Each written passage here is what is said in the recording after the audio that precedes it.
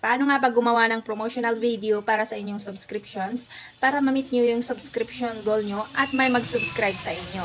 Syempre, ang una nyo gagawin ay gumawa kayo ng video at pinapaliwanag nyo dyan o sasabihin nyo sa mga viewers nyo kung bakit dapat silang mag-subscribe sa inyo. Pagkatapos nyan, punta kayo dito sa Facebook and then pindutin nyo itong menu. Pindutin ang professional dashboard. Dito scroll up nyo. So, para ito sa mga monetize na sa subscriptions, pindutin nyo lang yan. Dito, pindutin nyo itong edit sign up page. Then, dito sa subscription price, pindutin nyo yan. Kung wala pang nakalagay na price sa inyo, ayan, iselect nyo lang dyan yung gusto nyo. And then, pindutin nyo itong set price.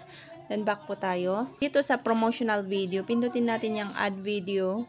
Then, pindutin nyo itong upload video. For example, ito yung nagawa nyong promotional video nyo. Pindutin nyo lang yan. And then, pindutin nyo na itong publish. Pagkatapos nyan, pumunta kayo dito sa inyong profile. Pindutin nyo itong tatlong tuldok. Pindutin nyo itong edit action button. Pindutin ang edit buttons.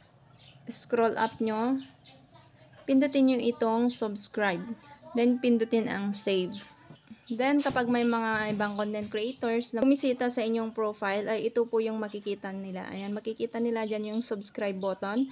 At kapag pinindot nila yan, ito naman ang makikita nila. Makikita nila dyan yung inyong promotional video. And then, kapag tinaas nila yan, nakalagay dyan yung amount per month. Pwede na nilang pindutin ang subscribe para makapag-subscribe na sila sa inyo.